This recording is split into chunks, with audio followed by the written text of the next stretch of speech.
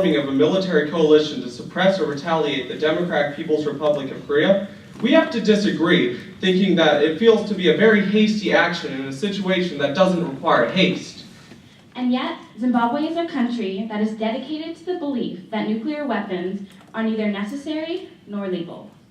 In 2009, Zimbabwean President Robert Mugabe announced that Zimbabwe would use newly discovered uranium deposits to produce nuclear power to resolve our chronic energy shortage, emphasizing that Zimbabwe has no intention of producing nuclear weapons. This agreement was the first of its kind for South Africa. The 29th Amendment for the United States enables signatory governments to remain abreast of the latest research information in the fields of nuclear safety. But South Africa's government is trying to do its part, not only for the better of our country, but for all the nations. Which threatens the welfare of the Korean people. These decreasing diplomatic relations with Korea and restrictions on our ports has greatly affected the livelihood of our citizens.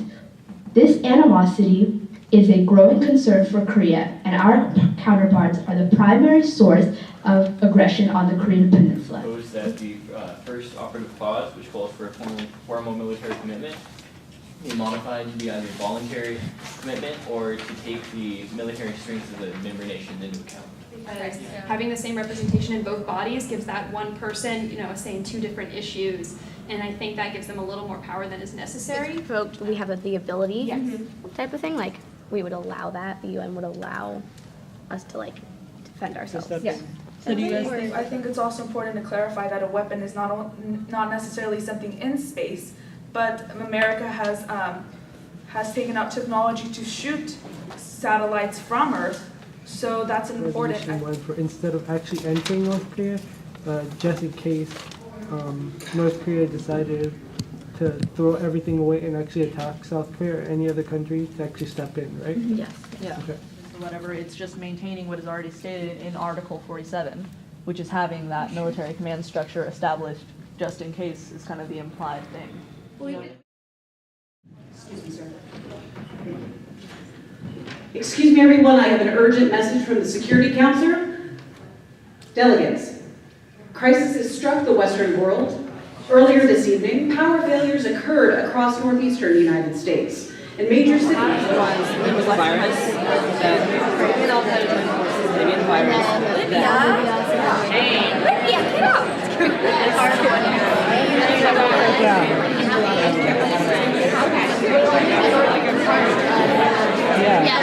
So the United States. But that has any sort of physical aggression. So that military. Attention, delegates. The United States has responded to the cyber attack. We need to do something Libya can't be some military. That's physically impossible. We'd like to live. Living would survive. And we want your current government to stay. Yeah, we would really like that. You'd like us. Exporter of natural gas. Well, what we're saying is that we can consist on our own. You guys can fight it out if you want. Since Russia was. Group 2, discussing the resolution 1. First off, we want to delete operatives 2 and 3. Second off, revises operative 1 by replacing military with diplomatic and deter North Korean aggression with promote reduced tensions in the Korean Peninsula. We would like to understand why you want 7 days notice before a launch. Are you planning on doing something within that 7-day window? Are you going to look at what's being launched? Are you going to review it? We just want to know why you want it. Well, the bulk of our amendment is for the proposition at the meeting of a UN Committee of Peaceful Use of Outer Space. That way we can sanction anything that is going to go into orbit, and we can regulate and know what is in orbit at all times. But the additional notice 7 days prior serves a bit like a birthday notification on Facebook. Did you know your friend's birthday? Probably. Did it help you to get reminded that way you could buy them cupcakes?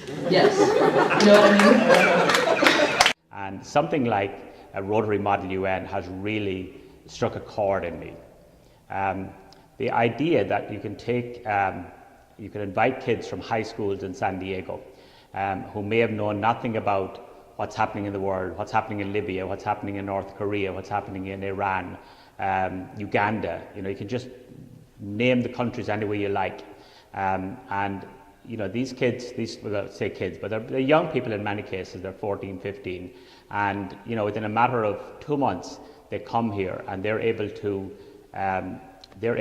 give a very good description of the country, its politics, its what the economy is about, and what its stance is in the United Nations on particular issues.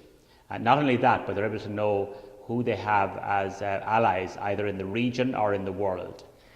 I have enjoyed the experience of speaking to all these other people from different schools and learning that there is some hope for an organization I was very skeptical of. I've actually seen it in action, and I've seen the benefit that it does provide, and it just gives me hope for the future of my generation.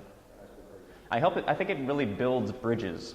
I think that it really does help connect people together, people from different backgrounds, different cultures, but we still realize that we have one thing in common, and that's humanity. And there's nothing barring us from each other. We can talk to each other and discuss our differences and still be friends.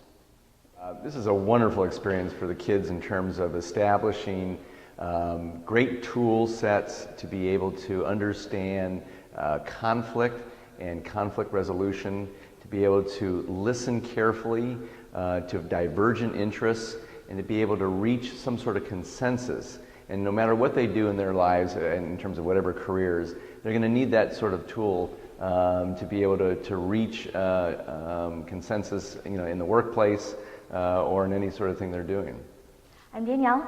I'm a delegate from Netherlands, and I go to Mount Carmel High School. I really enjoyed it. It's a really great experience. I've made so many new friends, and I've really learned a lot about how to, with peace relations and foreign affairs. Okay, I'm Katie McDowell, and I'm a delegate from Ireland, and I'm from Canyon Crest Academy. I think this will help a lot because it has public speaking, but also it makes you think on your feet, because you have to just be able to respond quickly to whatever someone says and pull facts from your brain. This is my first year, and I would like to thank everyone here, including the secretariat and all the students and the advisors for making it possible. And I would also like to thank you for making this memorable. I'm definitely going to do this next year. For me, this is really empowering because I go to CCA, and sometimes I feel like it's all about getting into college and there's so much competition, and this way you got to just kind of be free and just stand up for what your country was, and it's just an awesome experience to have that environment. You may know I actually skipped prom to come here, but it was I learned far more here and had more fun than I would on any other prom that I would have gone to. And I'm here, and I was rewarded for it, and I will thank you all for the experience. And thank you for Syria! Everybody for this wonderful experience, and I'm really glad I came. This is our school's first time being here, and I had so much fun. I've made so many new friends, and I learned so much. Thank you, Rob, for inviting us, and thank you to our advisors for bringing us here. My name is Justin Scott Douglas, and I'm a delegate from Nigeria, and my school is Oceanside High School. It's definitely influenced what I want to do with my life. It's really brought me that maybe I'd like to join the UN, maybe I'd want to be a delegate for the United States and maybe other parts of the world. Hi, I'm Samantha Newman. I'm a delegate of Bolivia, and I go to Helix Charter High School.